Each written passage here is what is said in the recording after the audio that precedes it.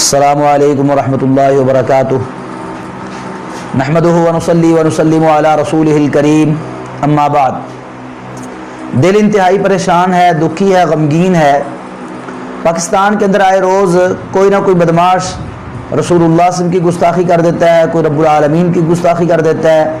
یا کوئی صحابہ کرام رضوان اللہ اجمعین کی گستاخی کر دیتا ہے۔ چند دن پہلے ایک شخص نے رسول اللہ صلی اللہ علیہ وسلم کی گستاخی کی، اس سے پہلے اللہ رب العالمین کے بارے میں ایک شخص نے نازیبہ کلمات کہے، اور ابھی ایک پروگرام جو ایک ٹی وی چینل پر چلتا ہے، معروف اینکر ہے آفتاب اقبال، جس نے خبرزار کے اندر ایک پروگرام کے دوران اپنے ساتھ کچھ اداکار جن کو ہماری زبان میں تو کنجر ہی کہا جاتا ہے، ان کو ساتھ ملایا ہوتا ہے، اس نے بیٹھ کے باتیں کرتا ہے۔ تو وہ ڈرامہ جو بناتا ہے روزانہ اور چلاتا ہے، تو اس ڈرامے کے اندر ایک موقع پر وہ چند اس کے ساتھی وہ گرتے ہیں، ان کے میں سے ایک کے ہاتھ میں سے موبائل گرتا ہے، اور سارے اپنی باتیں بھول کے اس کا موبائل ڈھونڈنے کے لیے لگ جاتے ہیں، اس کا موبائل چھپانے کے لیے لگ جاتے ہیں، اور اس پہ تبصرہ کرتا ہے کہ ہمارا معاشرہ ایسا ہو چکا ہے کہ لوگ مال غنیمت حاصل کرنے کے لیے کیا کیا کر دیتے ہیں، جیسے انہوں نے احد کے اندر کیا تھا، یعنی احد کا حوالہ دے کے رسول اللہ صلی اللہ علیہ وسلم کے صحابہ کو نعوذ باللہ لوٹ مار کرنے والا کہا۔ تو یہ اس کی ایسی بات ہے جو قابل گرفت ہے، اس پہ خاموش نہیں رہا جا سکتا، اور کوئی بھی درد دل رکھنے والا مسلمان، صحابہ سے محبت رکھنے والا مسلمان، وہ اس پہ خاموش نہیں رہ سکتا،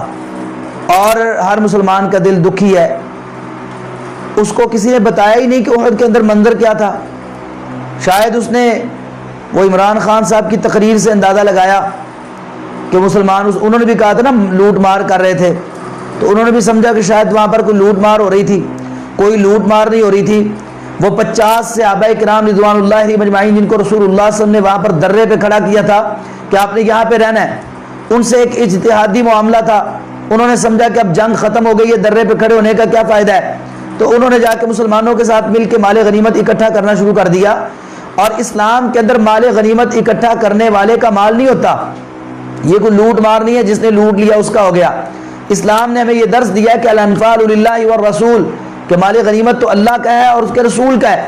اور سارے صحابہ مال غنیمت اکٹھا کر کے رسول اللہ صلی اللہ علیہ وسلم کے قدموں میں ڈھیر فرما دیتے، پھر اللہ رب العالمین کے حکم سے رسول اللہ صلی اللہ علیہ وسلم اس کو صحابہ میں مجاہدین میں تقسیم فرماتے، تو وہ اسلام کا مال ہوتا ہے اور اسلام کی سربلندی کے لیے خرچ ہوتا ہے۔ اور دوسری بات، اس کو یہ تو یاد رہا کہ وہ صحابہ کرام وہاں پر مال غنیمت چن رہے تھے، لیکن اس کو اس کے بعد والے مناظر کسی نے نہیں دکھائے،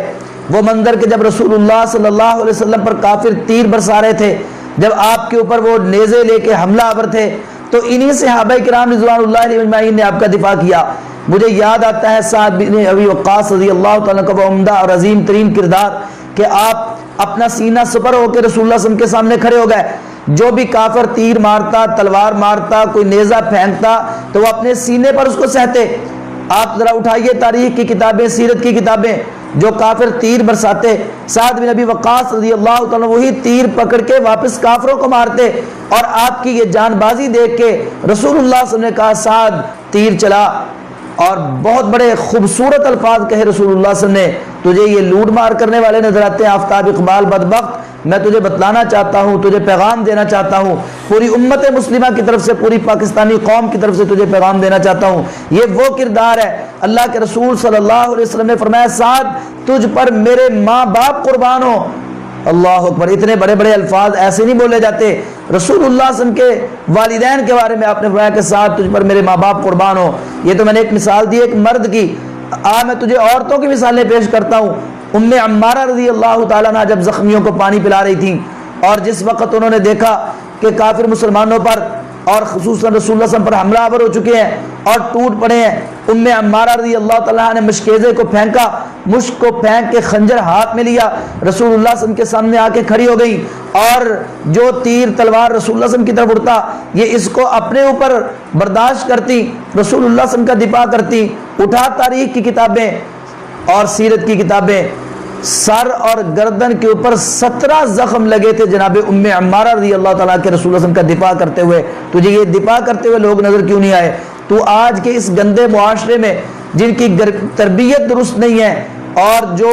لوگوں کا مال لوٹنے والے لوگ اور لوگوں کی چیزیں ہڑپ کرنے والے لوگ، ان کی مثالیں دینے کے لیے تجھے احد کا واقعہ یاد آیا ہے؟ شرم آنی چاہیے تمہیں۔ رسول اللہ صلی اللہ علیہ وسلم کے صحابہ کا وہ کردار تمہیں کیوں نہیں یاد آتا جب یہی صحابہ اپنی جانوں کی قربانی دے رہے ہوتے ہیں، جب اپنے مالوں کی قربانی دے رہے ہوتے ہیں، جب یہی صحابہ کرام رضوان اللہ علیہم اجمعین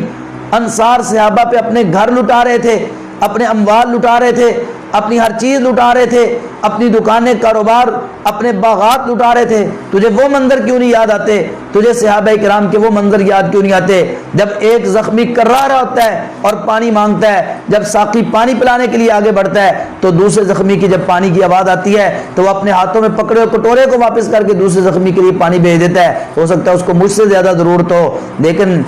تمہارا حساب ان مکھیوں کی طرح ہے جو مکھیاں ہمیشہ گند پہ بیٹھتی ہیں، پورا صاف ستھرا جسم چھوڑ کے وہ ایک پھوڑے پہ یا پھنسی پہ یا گند پہ بیٹھیں گی۔ تیرا بھی وہی حساب ہے۔ تو نے صحابہ کرام کی پوری عمدہ ترین سیرت، اور وہ ایسی سیرت جس سیرت کو دیکھ کے رب العالمین نے کہا رضی اللہ عنہم، رب ان پہ راضی ہو گیا، جس کے بارے میں رب العالمین نے کہا اولئک حزب اللہ، یہ تو اللہ کی جماعت ہے، الا ان حزب اللہ هم المفلحون، خبردار اللہ کی جماعت کامیاب جماعت ہے۔ تجھے یہ کردار نظر نہیں آتے، تجھے وہ نظر آ گیا مال غنیمت اکٹھے کرتے ہوئے۔ اور میں یہ بتا دوں تجھے آفتاب، یہ مال غنیمت اللہ کے رسول صلی اللہ علیہ وسلم اور اللہ رب العالمین کے حکم سے اور ان کی اجازت سے مسلمان اکٹھا کرتے تھے، اپنی مرضی سے نہیں۔ تو بہرحال میں اس ویڈیو کے توسط سے پوری امت مسلمہ کی طرف سے، پوری پاکستانی قوم کی طرف سے تمہیں پیغام دیتا ہوں، شرم کرو اور اللہ سے توبہ کرو، اور صحابہ پر جو تو نے تبرہ بازی اور الزامات لگائے ہیں ان سے علی الاعلان برات کا اظہار کرو، وگرنہ انشاءاللہ نہ تو رہے گا، نہ تیرا پروگرام رہے گا، نہ تجھے چلنے دیں گے، نہ تیرے پروگرام کو چلنے دیں گے۔ تو میں تمام پاکستانی قوم سے بھی یہ گزارش کرتا ہوں کہ اس کے خلاف کھڑے ہوں اور اس کے پروگرام کو رکوانے کے لیے پیمرا کے ہاں درخواست دیں، تاکہ پتہ چلے کہ غیور پاکستانی زندہ ہیں۔ وما علیہ الا البلاغ المبین۔